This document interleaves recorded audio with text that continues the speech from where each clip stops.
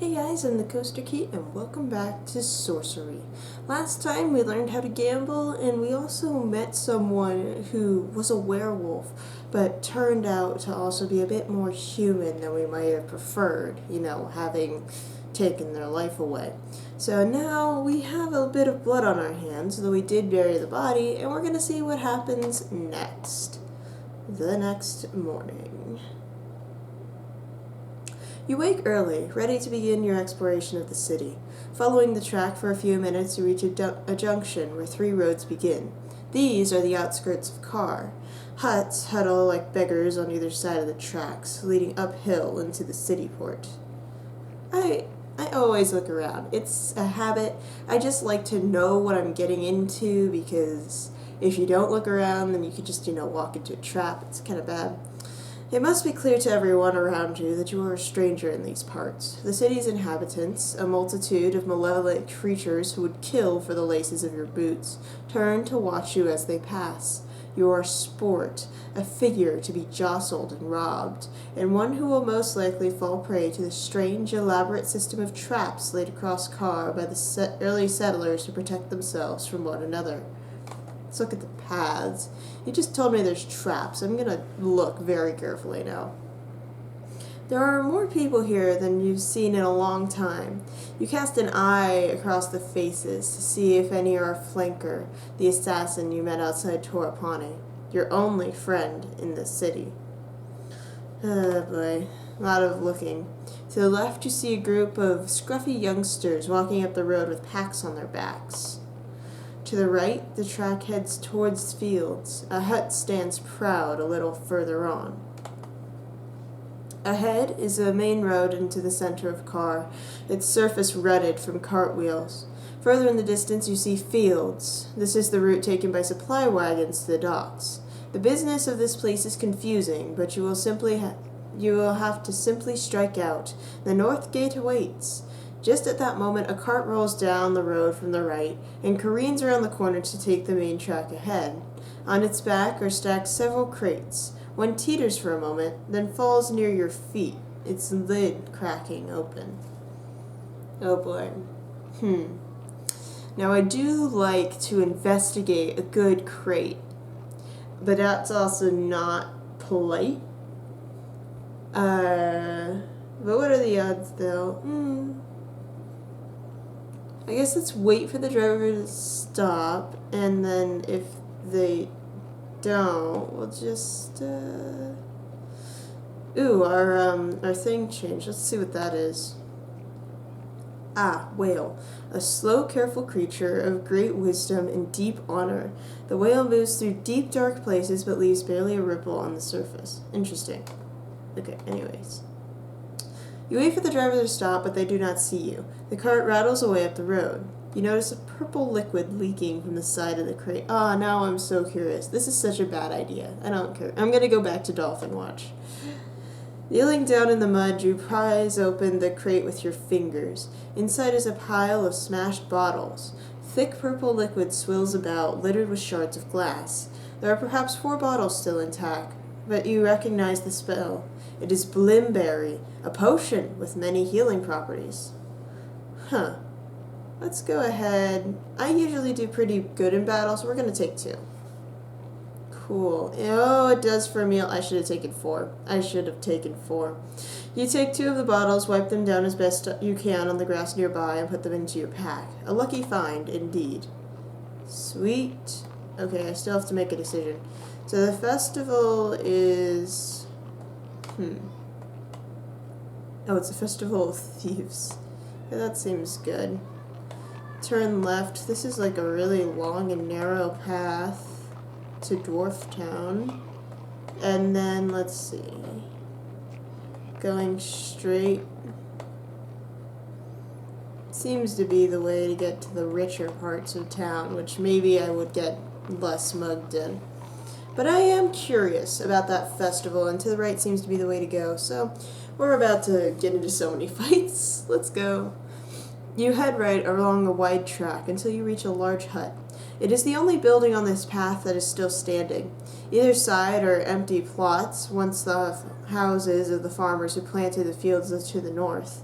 They are now collapsed and thick with gripweed. It seems that here, in the shadow of the city wall, is not a place people choose to live. Let's go ahead and... What does it mean, make a move? We're gonna make a move. Okay, there are several places you could go next. I could just cut through the fields. I could walk on. Or I could investigate the large hut. Let's see.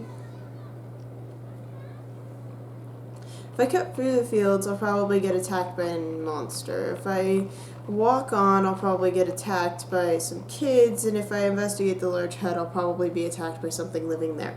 But the large hut probably has clues, so we're just going to go ahead, go over the wall, and go over here. A nameplate on the door reads Chainmaker. You push it open and enter. It is dark inside, the floor is sawdust, and the air smells of oil, polish, and burnt metal. From the ceiling, hanging like ivy, are metal chains of all lengths and thicknesses, some suitable for machinery, some for oxen, and others for arms and feet. The chains shift and whisper to themselves. There seems to be no one here. There's another room beyond, its door hanging open. Oh, this is a bad thing. This is a bad thing. This is a bad thing. This is like a horror movie right now. Let's search the room. Yep, I'm back to Dolphin. I knew the good whale wouldn't last long.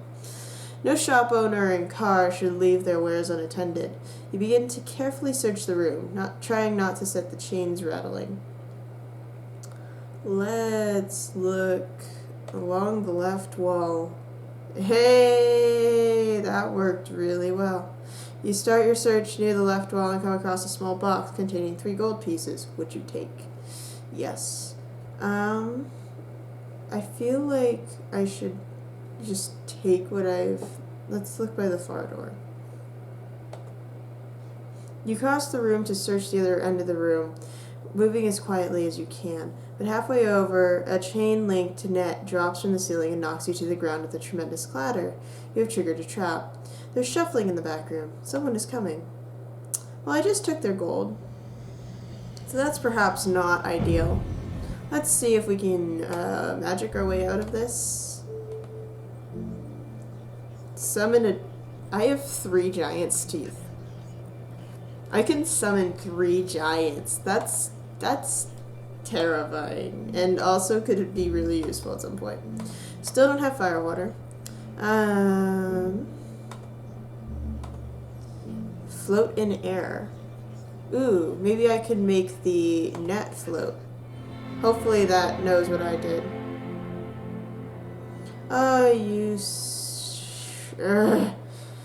You cast the spell and begin to float a small distance off the ground. Unfortunately, the net does not float, so you are no better off. Before you can try something else, the far door opens. A shadow appears in the doorway. It is the Chainmaker, a great hulk of a Zvin, like those you met in the village of Torapani. He whips away the net. Intruder, huh? The Chainmaker growls fiercely and snatches up a particularly heavy length of metal, holding it like it was thread. I did steal his money. What were my spell choices again? I mean, I could summon a giant, but that doesn't seem like a good way out. What's R-A-Z?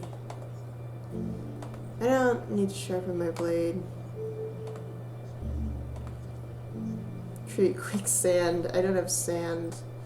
Oh boy, and then this is just gonna be fireball. Yeah. Why do I always have fireball? Fireball's like my thing. I don't want to kill him. But I also took his gold. Let's try to talk our way out of this. It'll probably be a fight. I'm not stealing from you. What a blunt lie. You replied calmly. I called out, but you didn't hear me. I heard nothing. The Chainmaker growls suspiciously.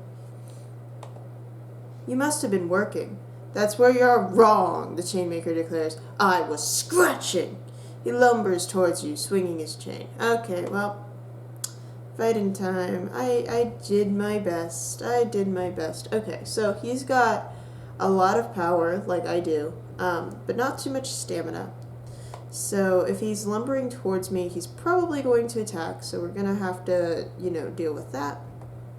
Going ahead and measuring.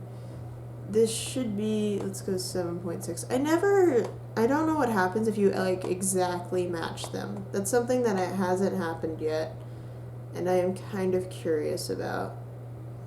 So we're gonna go ahead and do that. Whoa, he could do 8? Whoa, okay, I was wrong. The chainmaker whips his chain against his open palm and paces towards you. Boldly, you swing your sword for his thick neck as he throws his chain through the air towards your skull. You stagger to the floor, stunned by the blow. He pauses to pick his teeth. Well, that was a jerk move. You're gonna have to defend now. There's no way you can attack again. He attacked again. Okay, we're doing very poorly. The chainmaker lashes out with his chain. He raises defensively. Okay, now we're gonna sideswipe. But now he's gonna do full. Stealing your courage, you move in, aiming to trap the chainmaker against the wall, using the lightest stroke of your sword. He tumbles backwards into the wall of chains, bringing them raining to the floor. The sound is deafening and makes you both stop to cover your ears until the echoes die away. He is left breathless, but otherwise unharmed. He's gonna do a full attack again. Yeah. That's probably as much as he could do at this point. You strike again. Moving swiftly, you aim a straight lunge for his heart as the chainmaker swings for your head. Cautious but angry, he stomps the ground with one enormous foot, growling. Now he's going to attack, and I am not going to have enough to deal with it. Yeah, I would not have been able to overpower. You drop down, protecting yourself as the chainmaker swipes his terrible chain. You throw yourself to the wall. His narrow gaze follows you closely, not wanting to take a risk. That's interesting. Well, he might be defending. I'm gonna take the risk to do this, because I think this is still... 1 damage would be better than taking any damage right now. Good, 2. Good.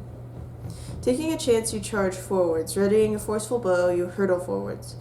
The chainmaker deflects as well as he can. The chainmaker staggers suddenly. You have hurt him more than perhaps you thought. Okay. Now he's going to attack. Full force. No, we both defended. Interesting. We're just watching each other now. Now it is time to attack. Really, you still defended. Interesting. With all your strength, you hurry in. Preparing a heavy swing, you charge for your opponent. The chainmaker defends himself with his chain and flicks your attack neatly away, with only a light injury. The chainmaker's eyes are bloodshot, and he is groaning as he moves. He growls at you. I'll have you reported to the guard, he complains. Once you're dead. Why do I feel like you're going to do a final blow? Yeah. Yep. Alright, let's just overpower him. It should do 1 damage regardless if he defends, and we should be done. Oh, and he didn't defend. Yeah, that was a good move.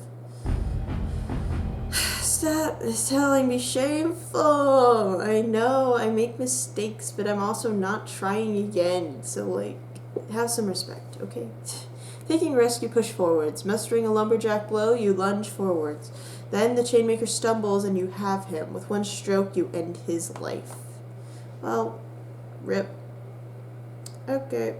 I'm gonna take that skull cap. That seems like a very helpful thing. Let's look at it. Alright, you pocket it. On the way out of the shop, a silver chain catches your attention. The silver chain is clearly enchanted. The ends seem to snap and bite at one another like amorous snakes. You may be able to use it in battle quite effectively. As you leave the shop, you call a thank you to the chainmaker for the chain, wishing his soul well. Yeah, I wish it didn't have to be like that, but you weren't exactly a nice person, so we're just gonna move on and probably fight again. You continue along the road. The land rises gently, a thin, meager scrub broken by rocky outcrops like teeth through an infant's gum. Goats roam the slopes, paranoid, shifty creatures who flee at the sound of your footsteps. Suddenly, you could be back in the fields outside Christianti. This part of the city port is barely inhabited, so it should be safe enough to pass through. Your stomach grumbles with hunger, but you have no more food. You continue walking along the track and begin to hear the sound of a large crowd up ahead. There is some kind of market or fair happening further on near the river. You pass a dirt track on the left that leads away across the fields. I need food, and a fair should have food, so we should be good, because I also have money. So hopefully this goes well. You continue along the road towards the noise. After a few minutes, you are walking between tall poles and rippling colored flags. People and creatures sprawl across the path, and several tents have been erected, their poles joined together by more flags. You ease your way into the edge of the gathered crowd. It all looks good-spirited and fun, and with so many people here, perhaps you will pick up useful information. Let's explore the fair. I want food. Someone give me food. Where's the fried Twinkies and the fried ice cream and the fried everything that shouldn't be fried? I just want food. I just want food. You walk to the south end of the fairground midway. A boy with a barrel stands off to one side, and a dull-looking tent stands near the other. There are more exciting stalls further north. Let's look at I feel like Barrel Boy's gonna have something to say. You approach a boy standing up by a barrel and looking sheepish. What are you selling? You ask. The boy points into his barrel, but doesn't answer. Great, let's look into the barrel. You peer into the barrel. It is full of small, hard apples. Most are blackened by disease, or else shot through with maggot holes. How much is an apple? You ask, despite the fact that it is hard to imagine anyone paying for one. The boy holds up a single finger with one hand, and all 5 fingers on the other. 1 gold piece for 5 apples? The boy nods. I'll buy some. Let's give this guy some business. Let's be a good person. You hand over, I did steal this money from a dead man. Let's be a good person. You hand over a gold piece, and the boy supplies you with 5 apples. In your hands, that you feel that they are rock solid, hardened by some disease into stones. The boy bows his head in thanks, and then gestures behind him. A girl, possibly his sister, pops up from another barrel and pulls a face at you. Let's stick my tongue out in return, I guess. You stick out your tongue and reply. The girl giggles, then dodges down behind the barrel. The boy looks at you expectantly. The girl picks up again. Is that your sister? You ask, pointing in the girl's direction. The boy nods, then takes an apple from his barrel and throws it across the field. His sister quickly dodges out of the way. I guess let's throw an apple at her. You lob one of your apples at the girl, but she dives quickly to one side and it misses. The boy claps his hands. The girl sticks her arms out either side, then quickly ducks. Throw another apple. You ready your second apple and wait for the girl to show herself. As soon as she pops up, you throw, but your aim is off and you miss by a finger's breadth or so. The girl giggles, then ducks away out of sight. Try again. This time, you ready your aim, and when the moment arrives, your throw is sharp and on target. The apple hits the girl on the arm and she whoops, standing up and pointing to the red mark the apple has left. The boy claps and reaches into his pocket, handing you your prize, a large and tasty-looking apple. Hey, look at that. I got a ration for 1 gold. That is good. I'm going to thank him. And he shrugs but says nothing. You hand your remaining blackened apples to the boy.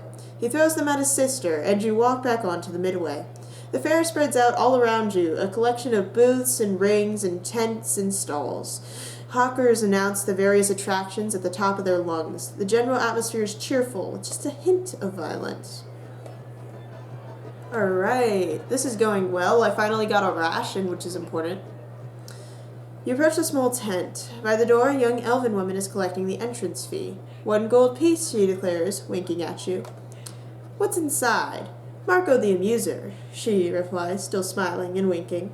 Perhaps there is something wrong with her eye. He's very funny. 1 gold piece. Interesting. I am okay, I think. No offense intended, you reply politely and step away into the fair. From across the field comes a murmur of excitement. Then quite suddenly a small tornado lifts the tent sharply up into the air and away. Interesting. You push your way through the crowds into the very heart of the fair and look around at the attractions on offer. So you've got... Wow. There's a lot of stuff. So much stuff that I can't even read it. That's funny. Alright. Let's go ahead and just check them out one by one, I suppose. Just by the river is a low tent surrounded by several stumbling figures. It could almost be a tent for dancing, except for the strong smell of brewed grain that drifts over the air. In the stall, a group of 3 half-goblin women are pouring mugs of beer and talking to the locals. A sign reads, 1 mug, 1 gold. 4 mugs, 6 gold. Why would I ever buy 4 mugs? Smell the air seems like a weird choice. You pause to inhale the rich smell of brewed grains that hangs around the tent. It is quite nourishing. One of the bar women catches your smile. Nice, yes, she says. Even nicer is a glass. A tall, spindly creature raises his voice to announce he is buying 4 mugs. A huge cheer goes up, but mostly from the women behind the bar. Let's talk to the bartender. You elbow your way to the bar and wave to attract the attention of one of the women. Greetings, she smiles. What can I do for you? Why are 4 mugs so expensive, you ask? Isn't it cheaper to buy 4 separately? Oh, no, the woman replies, smiling sweetly. It's a special offer, you see. 4 mugs for 6 gold pieces. I'll just buy one. Paying a gold piece, you buy a frothing mug of beer. The ale looks muddy and somewhat disgusting. In fact, it doesn't taste like beer at all. I don't know if I should drink more. That doesn't seem like a good idea. This isn't beer also doesn't seem like a good idea. But I'm also curious what happens if I drink more. Am I going to lose that stamina I just gained? Yep, I did. Why did I do that? Regardless, you drink more, finishing the mug. It doesn't taste like any beer you've had before. Suddenly you feel your stomach start to groan and ache. You stagger against the bar. Had too much, have you? Asks the woman at the bar. Why don't you settle your stomach with another? I do think they've poisoned me. I also have I'm just gonna leave. Yeah, that was a bad thing. Okay. Let's look back. Look back, you notice a pipe running from the tent, directly into the Jabaji River. It seems the beer isn't beer after all. From somewhere nearby, you catch a glimpse of a shadowy figure disappearing behind a tent. Something about the way it moves is familiar. Let's follow the figure. I bet that's our friend. I'm doing so bad on stamina now. I was doing so well before. You push through the crowd, following the dark figure into a narrow gap. Cautiously, you enter the narrow space, and suddenly there is a hand at your throat. I will kill you, breathes a voice you recognize. Let's go ahead and laugh. You laugh with delight. It's Flanker, the assassin whose life you spared before you reached Torapani. Greetings, you declare enthusiastically. Flanker nods. He does not smile, but seems pleased to see you.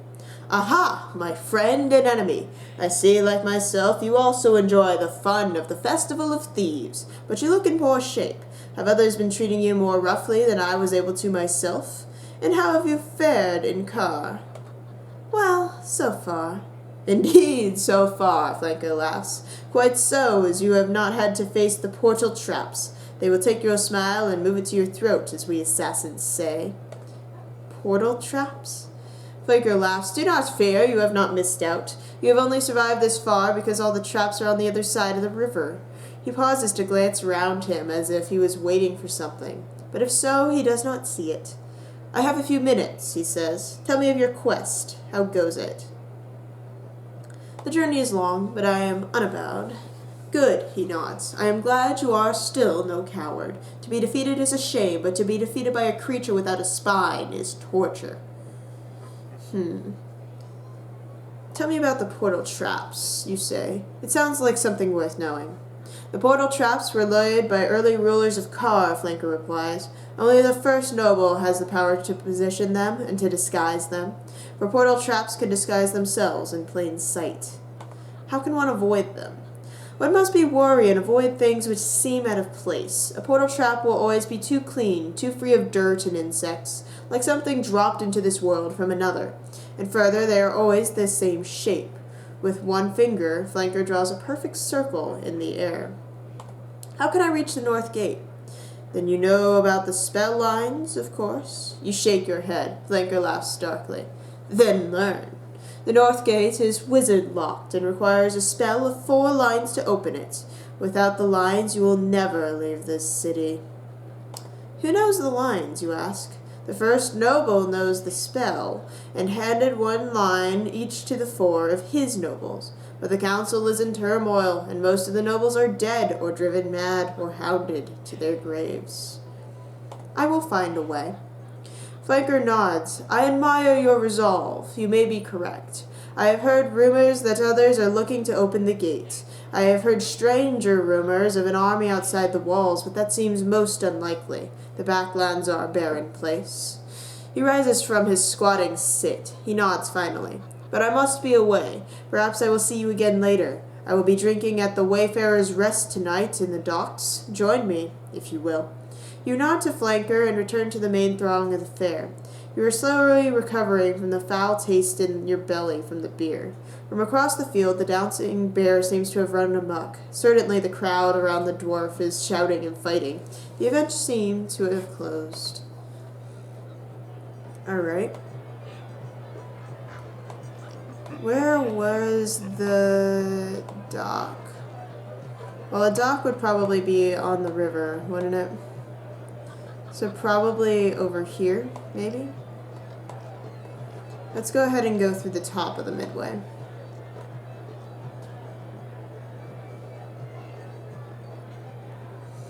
You walk to the north end of the fairground midway. The fair continues from here, and a road leads away uphill. Is there a way to zoom in? Nope. Okay. Seems like leave. There's also bare knuckle fighting and musicians. Yeah, I'm doing great. Bare knuckle fighting would go great right now. Let's probably not do that. What's this? You push your way through the crowd, following the road uphill. The party is getting wilder, and you would do well to be away from here before things get out of hand. At the far edges of the fair, the litter has left a tide mark on the grass. There is one last small tent here, probably a ticket booth that has simply been ignored by the crowds of car. Let's make a move. Alright, so the low tent, follow the road. Alright. Should we do a final investigation and perhaps get killed? And perhaps get our money taken from us? Let's just not. Let's not. Let's just follow the road. Well, that was a convoluted path. You leave the fair behind you and climb through the fields toward the outskirts of the buildings until you reach a fork in the road. The slum districts of Lower Car are unlikely places to find nobles, but you might be able to learn their names or where they are hiding. In the elbow of the fork is a grand, well-kept building. Steam pumps from its roof. A creature emerges, looking refreshed and flushed. It is a bathhouse. Okay, so we can go uphill, we can go in the cliff road, or we can go in the bathhouse. I mean, the good thing about the bathhouse is it might recover stamina, which, yeah. Let's see how much gold the bathhouse is. You step in the cool of the bathhouse. It is a wide building of marble tiles and sweet smell of pine and fresh wood. Gentle noises echo and murmur across the walls. A creature by the front desk greets you with a smile. "Good afternoon, my lady," it purrs. "The water is cool and fresh today. A swim costs 4 gold pieces." "Is it worth it?" you ask. "Oh, very," the creature replies with a beaming smile. "The waters of Kar are known for their healing and refreshing qualities. We have a steam room and a lagoon pool. You'll be well catered for." I swear, if this is a trap, I don't think it is because it's 4 gold pieces, but if it's a trap, I'm going to be mad. You hand over the 4 gold pieces, and the concierge gestures you through the center of the bathhouse, where a wide pool awaits, with trees and shrubs on either sides. I also think this will be a good place to hear rumors, which is the other reason I'm not too worried about it. Alright, let's go ahead and swim. There we go. Okay, good. You dive into the pool and swim a few enjoyable lengths. You feel better for the exercise. You feel your shoulders unknotting and your body relaxing. Let's try the steam room. You enter the steam room and take a seat on one of the benches. The temperature is almost unbearable. Through the curling smoke, you see another figure in the shadows. You are not alone. Let's greet them. Greetings, you call through the smoke. The other figure does not reply, but stands and moves through the steam. You feel the blast of cold air as the door opens and then closes. You sit in the smoke, enjoying the relaxing steam until you cannot take the heat anymore. Let's go ahead and leave. You head back out of the steam room. You feel a great calm and relaxedness flowing through your veins. Hey, let's check over my belongings. Not trusting the city to pass up the chance to rob you, you check through your belongings, but everything seems to still be in place. Please, you head for the exit. The creature at the front desk beams cheerfully at you. You step outside into the street. Well, that went well. We got 6 stamina for 4 gold. Why did I hear my heart beating? That seems disconcerting. Okay, so either uphill or the cliff road. Let's go uphill. The road twists and turns up the rise until you emerge onto a wider road on the edge of a dense slum. From inside, down a street to the left, you can hear the very faint sound of singing. The smell of rotting fish fills the air. You must be close to the docks. Ah, hey, I was right. Let's head for the docks. Let's go meet our friend and get a bed for the night. You emerge from a narrow, winding alley into an open space. On the far side, the Jabaji River slides past, its surface strewn with flotsam and jetsam, dredged up from fallen parts of the city. The sails of the docks at an anchor billow and snap in the breeze. You have reached the docks, the beating heart of Kar. Let's look around. There are 2 or 3 ships moored for the night, and the space between them and the road is filled with a huge number of stalls and little shops, selling everything from fishing tackle to sailing blocks to barrels of woodlouse rum.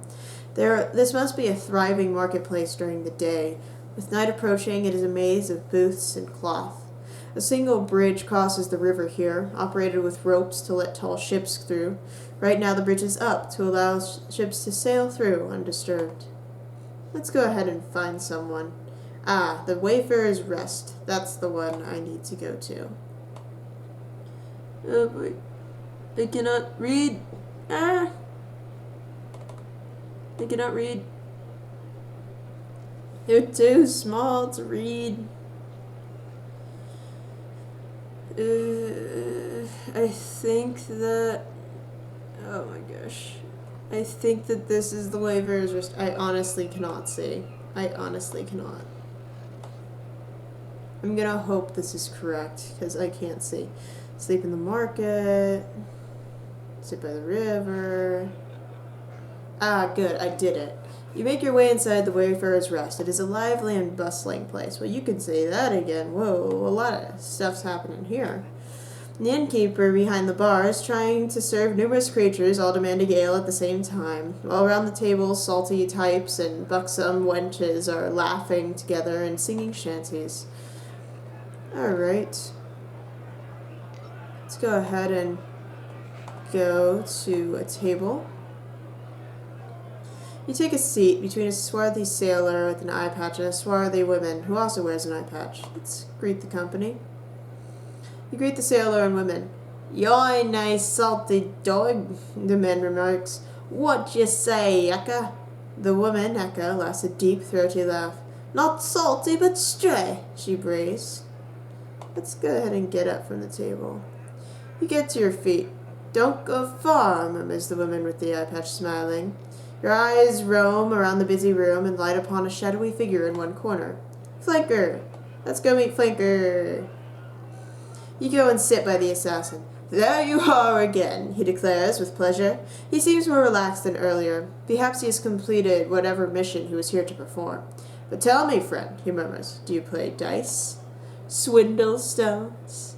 Flanker's smile broadens. "I see you know it."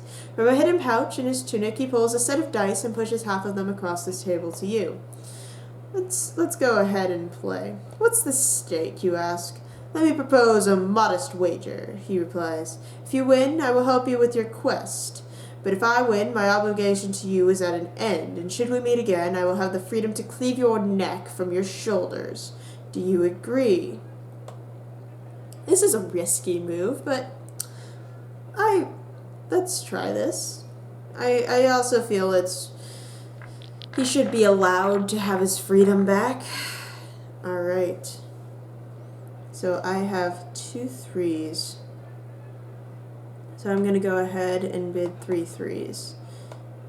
Because I feel that if he moves higher, that is not going to be a good thing for him. So what are you doing in Ka, my friend? I will not allow your inane words to turn me from my game, so do not attempt such a strategy. Interesting. I could try 5 1s because I do have 2 1s. Let's go ahead and bid 5 1s. Aha! This is a game of concentration and focus. My goddess will protect me from your talk. I fear you will need more than that to save you, friend.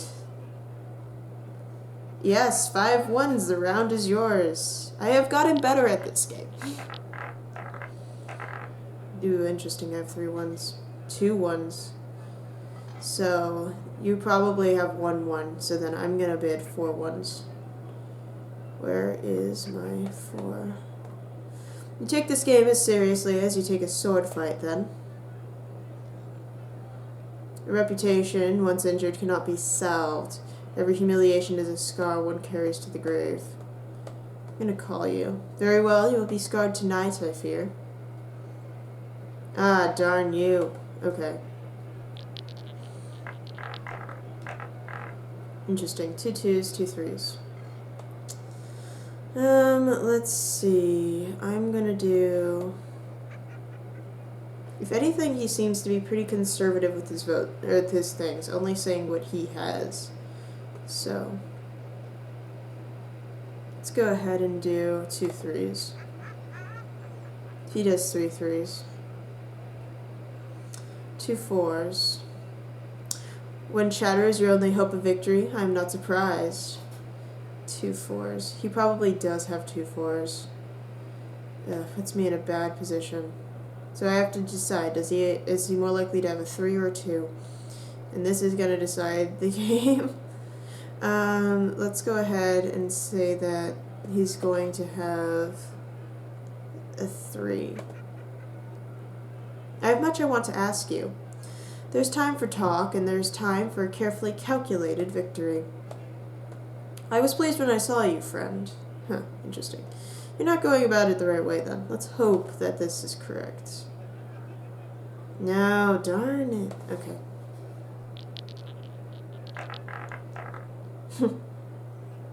Alright. I'd intended to stay in this inn, but there are rats.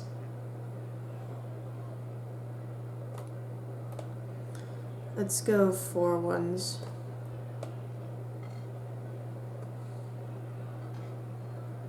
Surely there are rats out in the hills. Of course there are, but I am not paying to share my bed with them in the hills. Yes, okay, we're even now.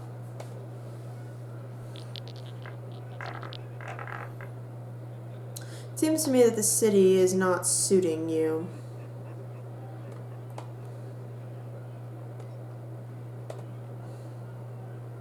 So, I detest this foul city.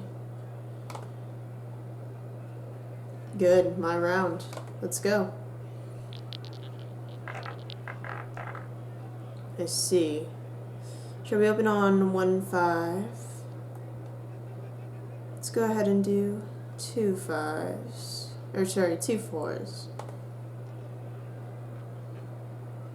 3 4s. Now I think you've gone too far. I don't think so. Oh, darn. Okay, now we're even again. This is an intense game. Let's see. Let's go 2 2s. Is he gonna call me? 2 4s. Ugh, he's right. But there's not 3 4s. But, I have to call that. He's gonna call, of course. Hopefully he is 2 4s. Probably not, but hopefully. Yeah, he only... Yep, okay, one more time. One more round. Let's see. I choose 1 3. Alright. 2 3s. And then I'm gonna call him when he says 3 3s. Please have a 3. Yes, okay. One last round. Oh, this is stressful. 25% chance I guess right. Okay, so statistically speaking, there's a 75% chance I'm right here. So I'm gonna have to play that odd. I'm gonna have to call him. There's no way. There's no way. And also I can't do 3 3s, obviously. So I have to call. There were 2. Alright, enjoy your freedom. Enjoy it. Enjoy it. That's the game, Flanker says. You lose. Flanker smiles, clearly relieved. I'm a man of my word, he says. I am freed of my debt to you. From now on, we are no longer friends, merely associates. It was a fair victory, you agree. Flanker nods, gracious in victory. He gets to his feet. Will I see you again? Not in this city, he replies. Beyond, it is not impossible. I wish you luck. You bid farewell to Flanker, and he sweeps out of the inn. Well, I am sad to have lost a friend, but it was also hurting him to stay my friend and be indebted to me, so I'm not gonna, With a thump on the bar top, you catch the innkeeper's attention.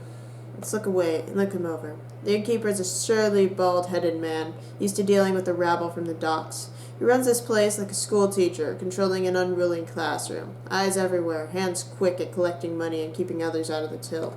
Greetings, you say. Nice place you have here. The innkeeper nods at you. He's clearly impressed by your dress and fearsome aspect. And what's your purpose in here parts, he asks. The other creatures at the bar jostle each other for space.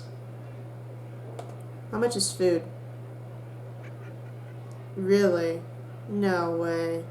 Can you feed me in this hellhole, you ask? The innkeeper nods. Aye, to the gills for 6 gold pieces. Hearty as you like.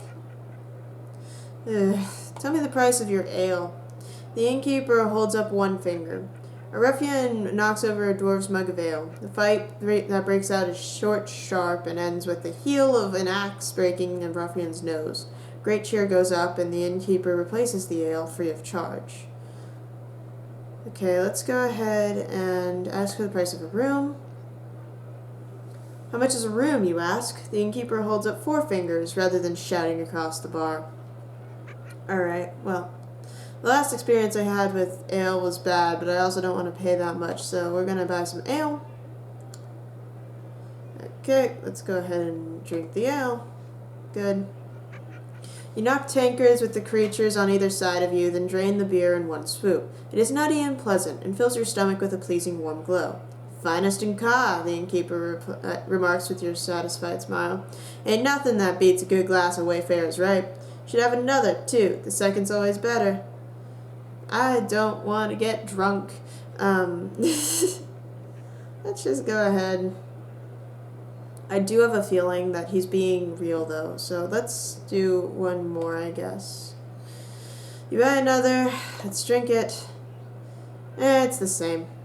You knock back your second mug of fine ale and feel yourself ready with good health. The inn is a charming place, really, and the people here are very friendly. The innkeeper nods with approval. All the best can put it away, he remarks. Let's go ahead and pay for a room. You hand over 4 gold pieces. For the moment, the attention of every other creature at the bar is distracted by the shine, and the innkeeper slips the coins into his belt and the conversation resumes. He jerks a thumb to the staircase in the one corner. Go up whenever you like. Let's go ahead and go up now. You push your way back out of the crowd at the bar. When the yard's arms high, that's when you know I'm dry, sings another tight sailor from one corner. Alright, well, we've gotten some of our stamina back from our horrible fight that we had. You head up the stairs to the room above the inn. And there will be rats, but, you know. The room is small but clean. You lie down on the bed, tired from your day of walking through the busy city. The smell of cooking from downstairs makes your belly groan and grumble. Let's go ahead and eat. Yes, okay, good. Before settling down, you eat the apple and feel better for it. Then it is time to sleep. You close your eyes, and the noise from downstairs does not trouble you for long. Your dreams are cluttered and crazy. Red-eyed beings loom at you. You seem to be walking forward, traps springing at your feet. Flanker laughs and raises his sword, plunging it deep into your neck.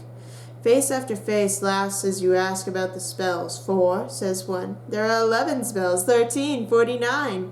And somewhere beneath your feet you hear a man cackling with laughter. And the crowd is on his head, beyond your reach. Alright, well that does it for this episode of Sorcery. We met up with our good friend Flanker, only to have him leave us. And it was an interesting time at the festival. I hope you guys enjoyed this episode. If you did, go ahead and like the video. Go ahead and comment your favorite part down below. Also comment if you think Flanker is going to kill us or not. If you like these videos, go ahead and subscribe. There's a new one every other day.